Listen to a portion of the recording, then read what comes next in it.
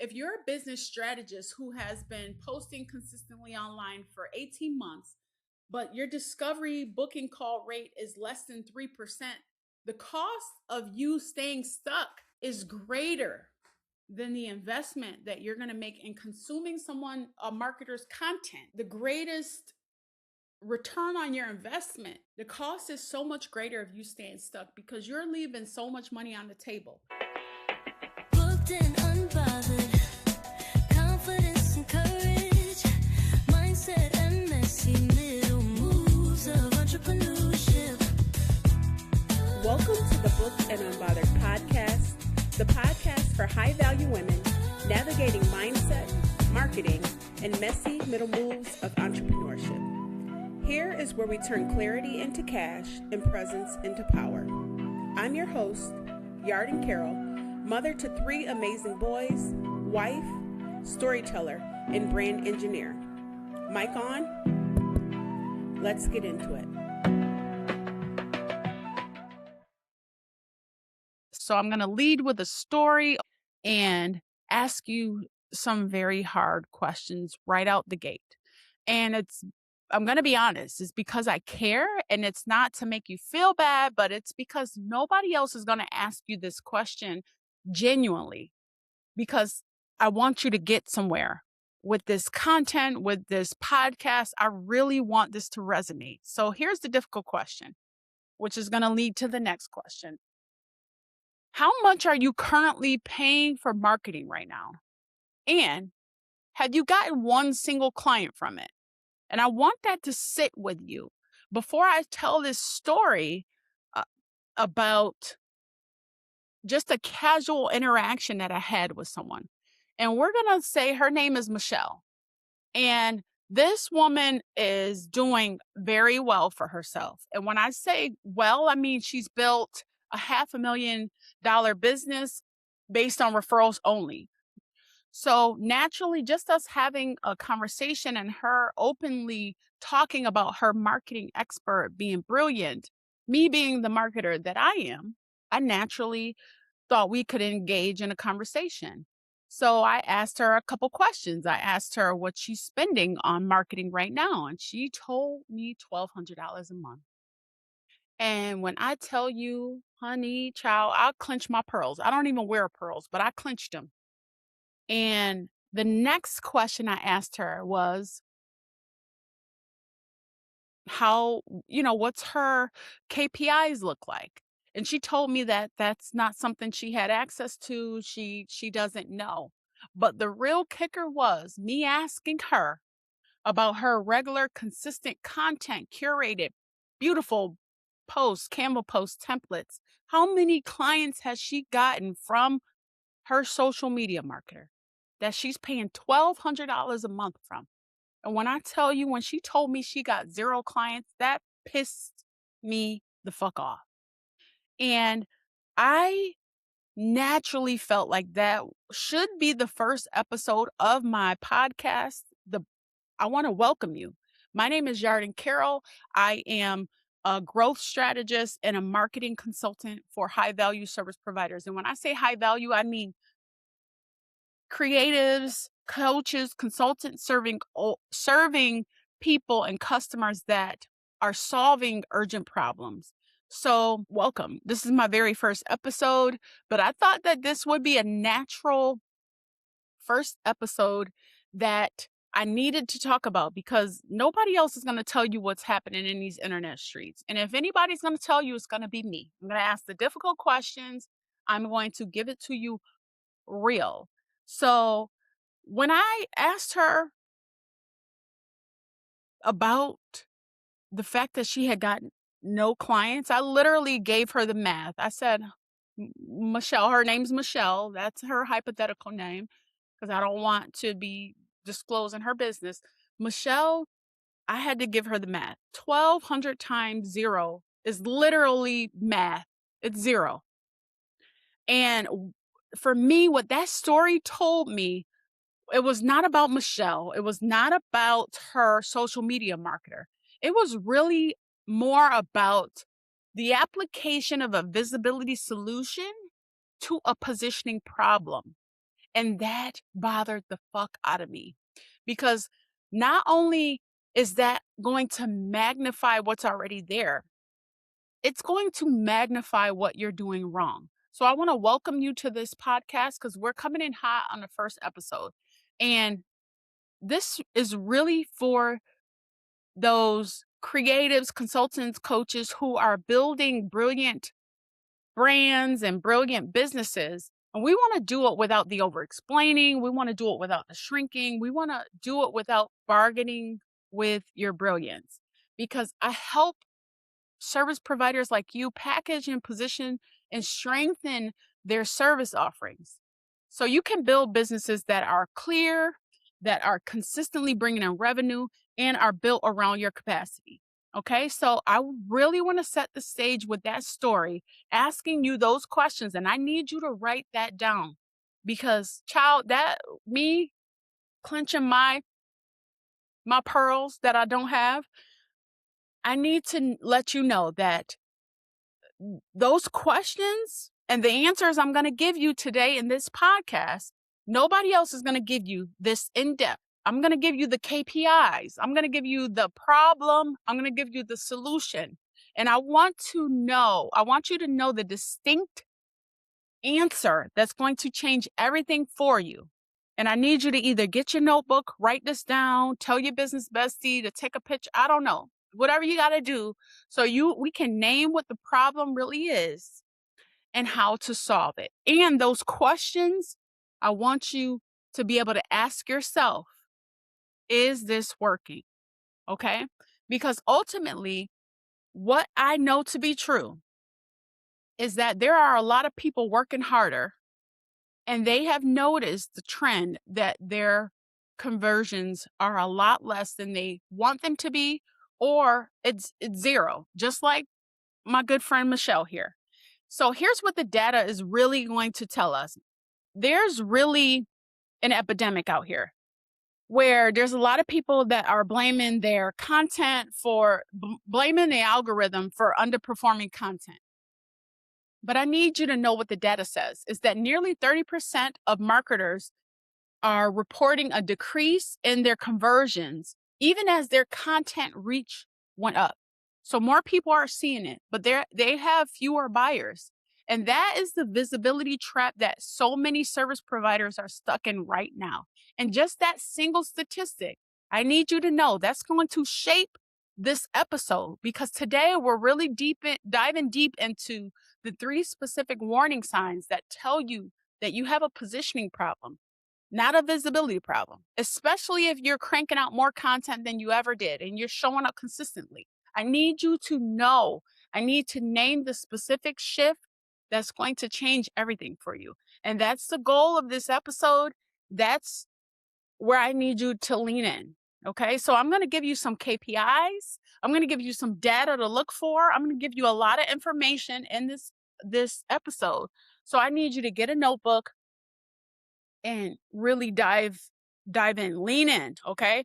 So before I really give you the 3 warning signs, I need you to understand something structural.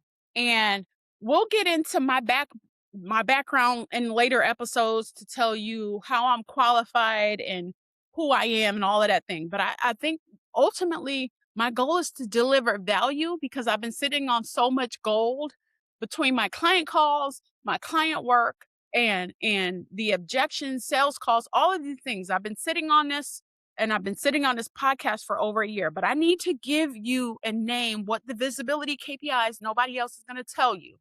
Okay. So the question is, are people seeing you?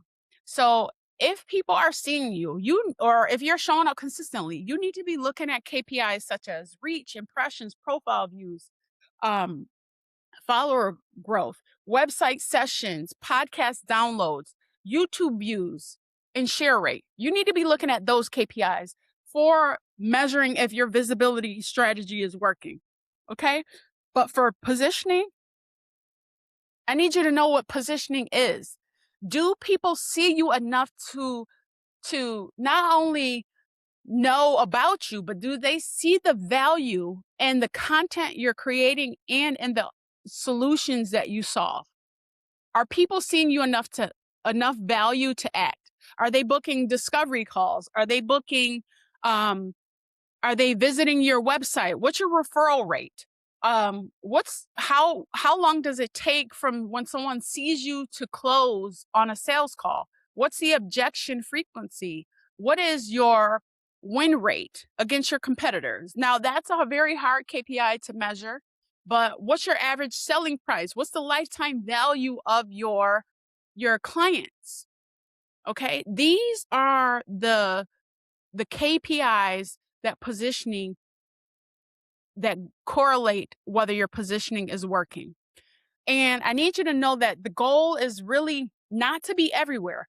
The goal is to be undeniably authentic, relatable, and so specific to the person that finds your business that they know you are built to serve them. That is the job of positioning, not content volume. That's not what it is. So I want to just name that clearly and name that upfront.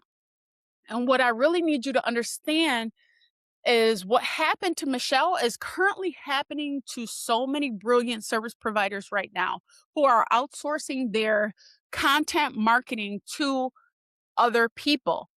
And you need to know, we have to name that you are applying a visibility problem, a visibility solution to a positioning problem. And I also need to name that if you are applying that solution to a positioning problem, it's only going to amplify what's working and what's not working.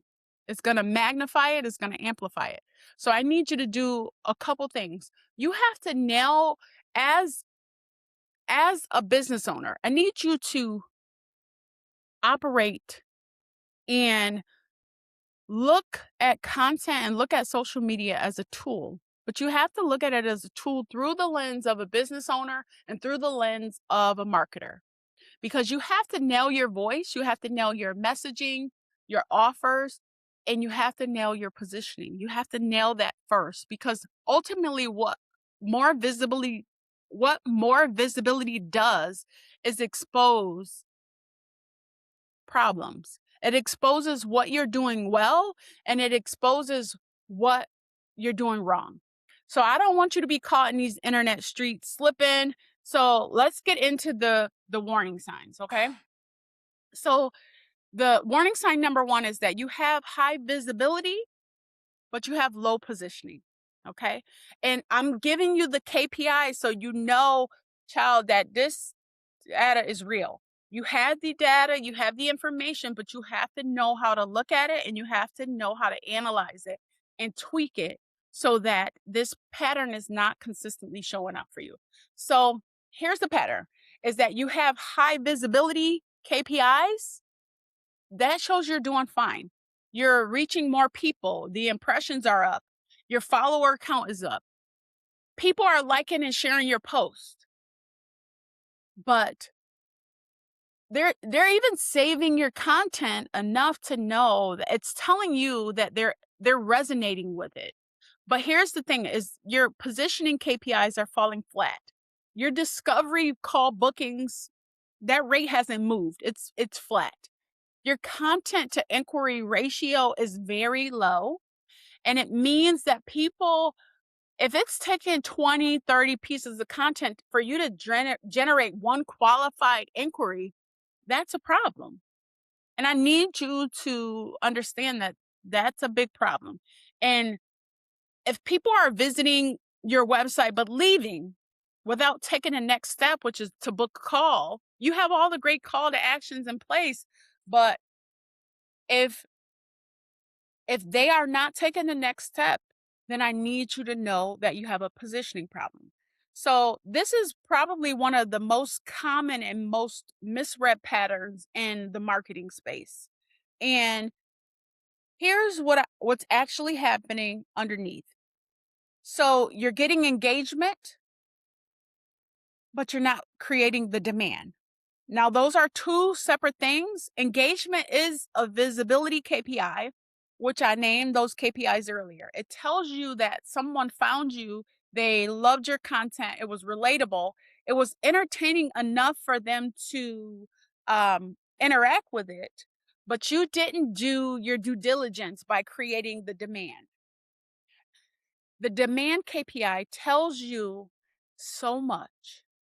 It tells you that your content, not only did it resonate with them, it told them that if they were stuck, that they needed to they felt the emotional resonance from your content so much that they were able to feel that the cost of staying where they currently are was much greater than if they decided to take the next action. And the next action is just naturally to book a call with you, visit your website, and inquire about your solutions. Now, I need you to know engagement and demand are totally different metrics, totally different. Two completely different types of content required to move them. And I say this with love, I say this with empathy for the service provider that is consistently showing up, producing this type of content. You are providing educational content, which is answering their questions, but the demand content, baby, the demand creation is ultimately resonating so deeply with them that you are naming problems that they didn't even know that they had. So the next step is for them to not only inquire, it's to inquire and it's to book a call with you because you've done such a damn good job of naming a problem that so many other people, your competitors, have not nailed. So I need you to know that most service providers, their content is built on visibility KPIs. It's teaching, it resonates, it inspires. It's getting the saves and all of that engagement, but it's not making them move. It's not creating that sense of urgency. And the urgency is really what drives people to go from a follower to a buyer. And I want that to sit with you.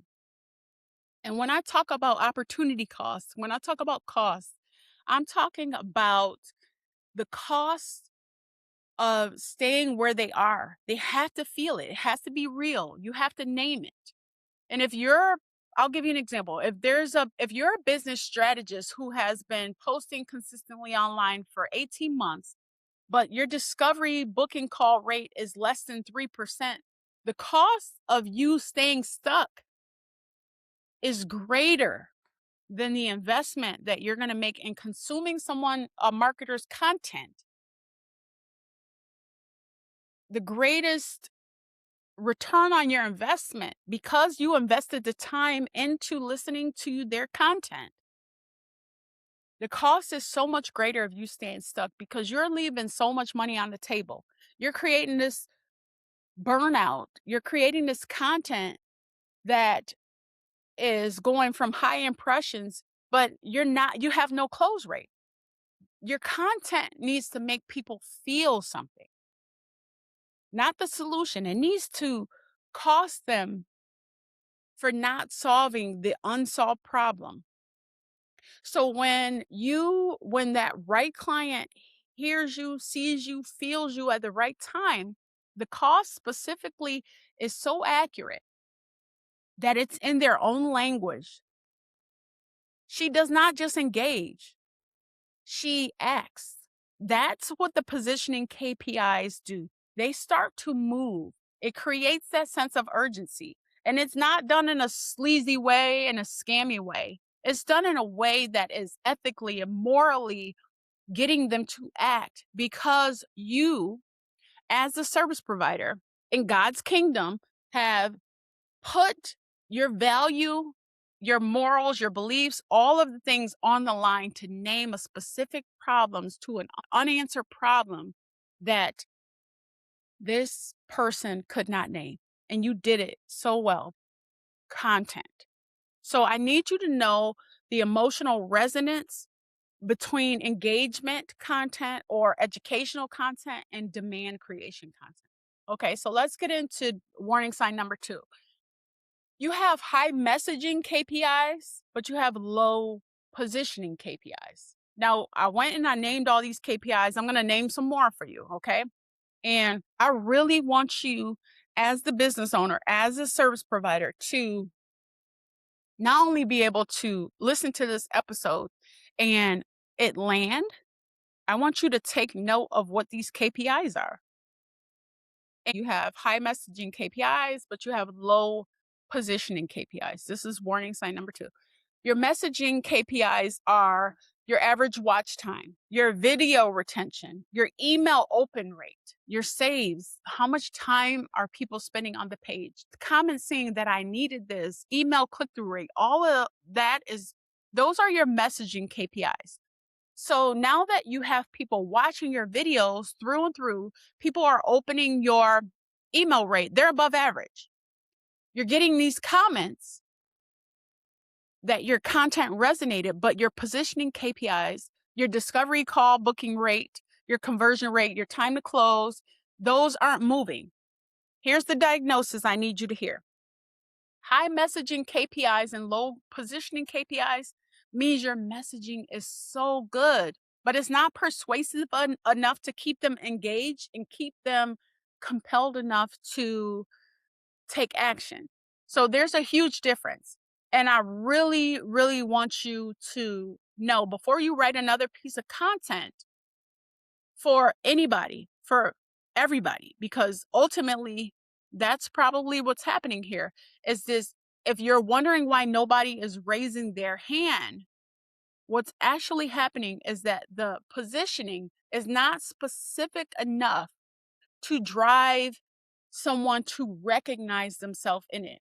And when I talk about specific enough, I mean you need to describe this person's exact problem in the exact moment. What's she living right now? What is she doing right now? What is she experiencing right now? So the more you can name that thing that she sees herself in without saying, she has to see, or he has to see himself in your content.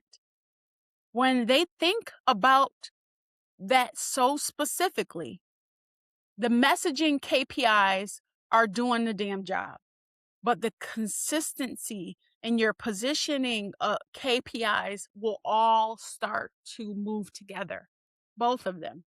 But when you write and so broadly and you're trying to speak to everyone, trying not to leave anyone out, what happens is the messaging KPIs might look fine, but the content is just generally relatable to anybody. And you really cannot speak to everyone. You have to name it so specifically. You have to name it so specifically that someone is stopping mid scroll.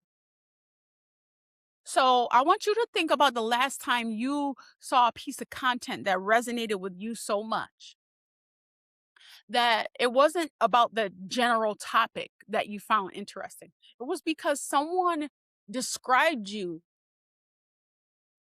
They described your exact situation so accurately that it felt like someone had been watching your ass through a window on a Tuesday evening because they named you in your exact time and exact language. And it resonated so much that you're like, damn, I have to move. I have to click the link in their bio. I have to book a discovery call because that means you have both the messaging KPIs nailed and both the KPIs, positioning KPIs moving at the same time, because it creates this level of emotional resonance and recognition that it creates urgency. And if I were a service provider starting from scratch today with my content, the first thing I would do is stop writing about what I know. I would start writing about what I was living, because you'd be surprised. Most oftentimes, you were your ideal client at one time or another. So the specific decision that you keep avoiding by talking about those things that you did or were living at that time, that specific conversation that you had with yourself at 11 p.m., 2 a.m., that specific thing that she needs or he needs or does, you know that so well. You have to speak to that. You have to get that specific. But I can assure you, if you get that specific and that deep, watch your discovery call booking rate change. Watch it. Your discovery booking call rate will go up. Okay. So as I look at my notes, warning sign number 3, you have strong authoritative KPIs, but you have weak positioning KPIs. And if no one is going to say this to you, I will. I will. I have to be honest. There is a very expensive positioning mistake that so many service providers are making in this space. And it is the one that trips me up the most. It trips people up the most. When I tell you how experienced some of these service providers are, they're so brilliant and so credible that even the most well-known people in this space are making these mistakes. And their authority KPIs look strong. And when I say authority KPIs, I'm like, do you look, or do people see you as an expert? You get invitations on podcasts, you get speaking invitations, you get inbound inquiries, newsletter reply rate through the roof, media mentions, collaboration requests, all of the things. People know who you are. People respect the hell out of you. People invite you onto these stages and into these conversations and at the table.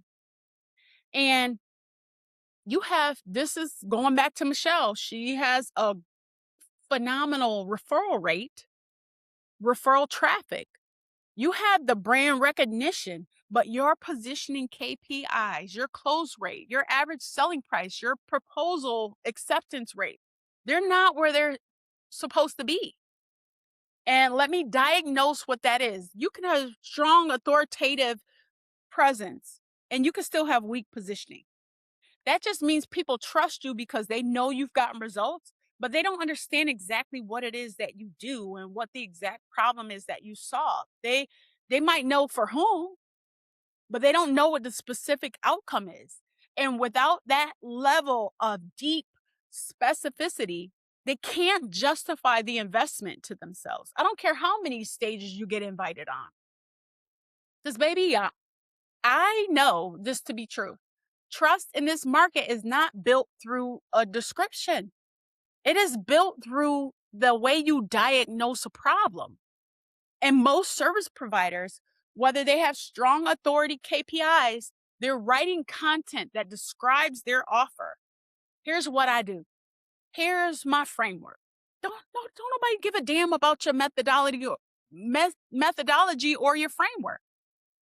Here's why I'm different. Nobody cares about none of that shit. I'm going to be honest with you. Nobody cares, especially if they are a seasoned business owner or a sophisticated buyer. The woman or the man who's been in this space long enough, they've hired enough coaches, they've bought enough programs and watched enough people not deliver that they see it and they just scroll right past your shit. And it's not because your offer is not good enough. It's because you're asking her to evaluate you before you have proven that you even understand who she is. So I need you to understand that there's a diagnostic framework. I want you to apply before you create another piece of content. The growth constraint is real because I know too many brilliant people, and I see so many people with massive followings that have poor positioning, and it's alarming to me. It might not be alarming to anyone else because they don't know exactly what to look for.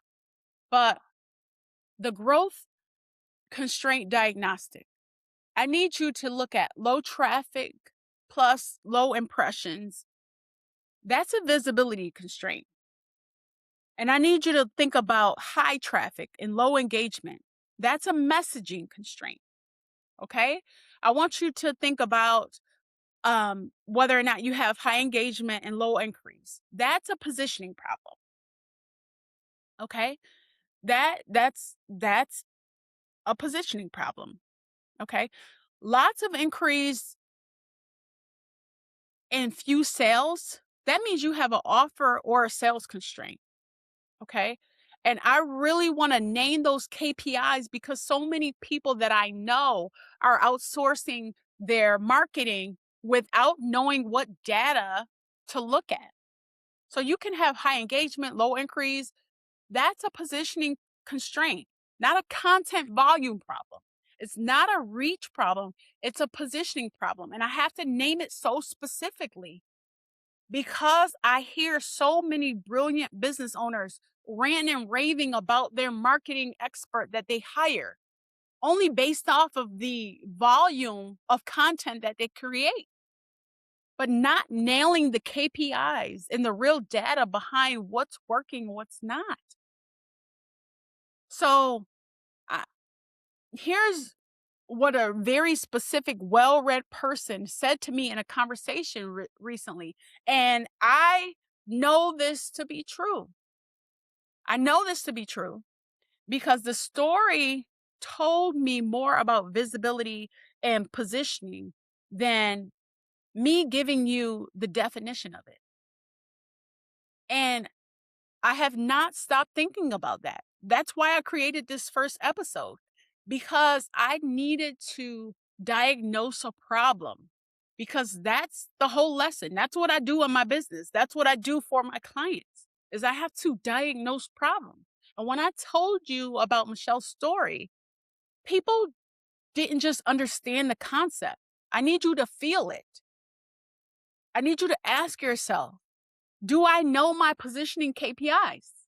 Because if you don't know your discovery booking call rate, if you don't know what piece of content you created in the last few months that nailed and got you those last 3 clients, then if the answer is no, then I need you to explain to me why.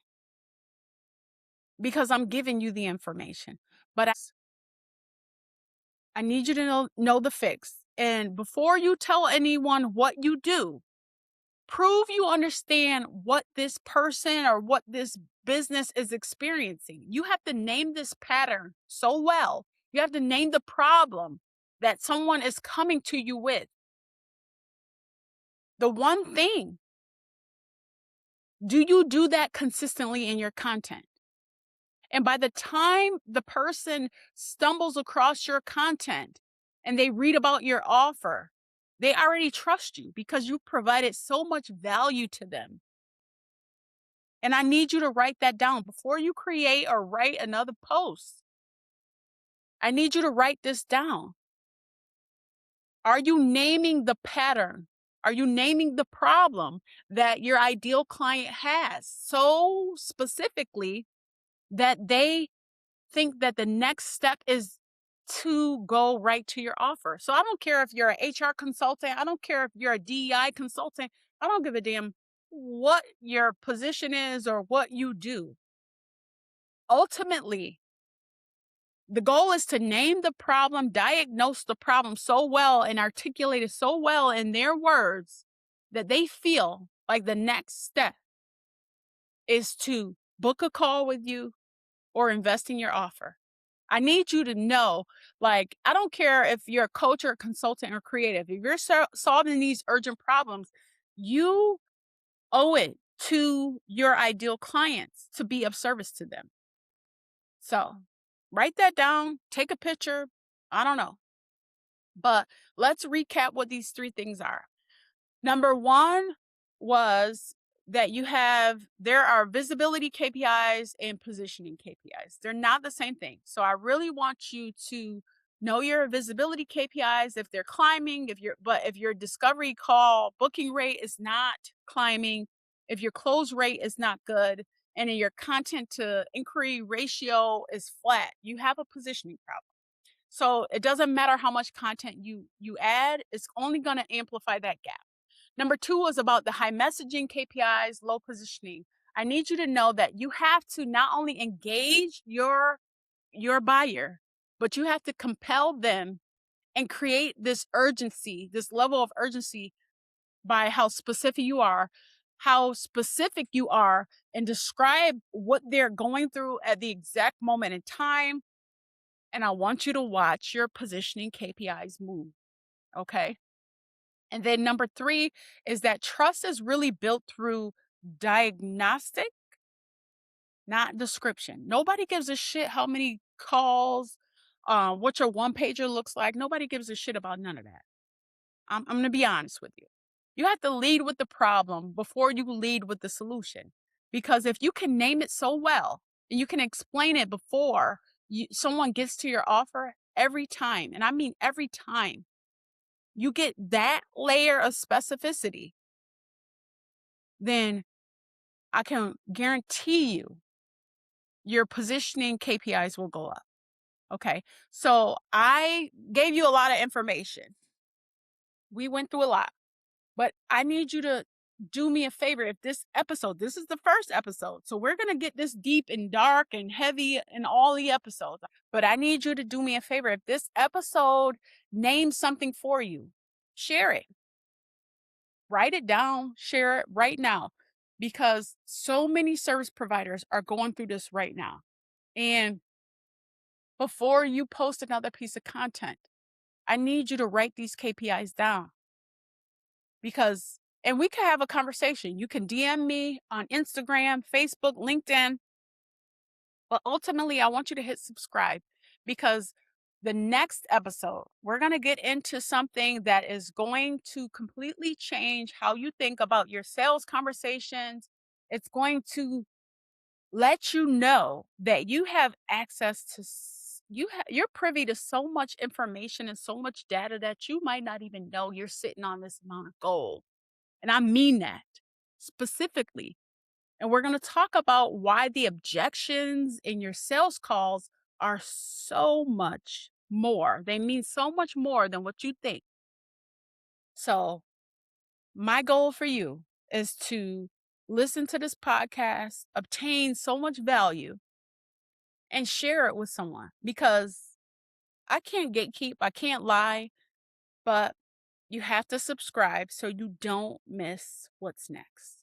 Thank you for tuning in to the first episode. I love you. God loves you. And the goal is really to be booked and unbothered AF. That's the goal. Have a great one. Thank you.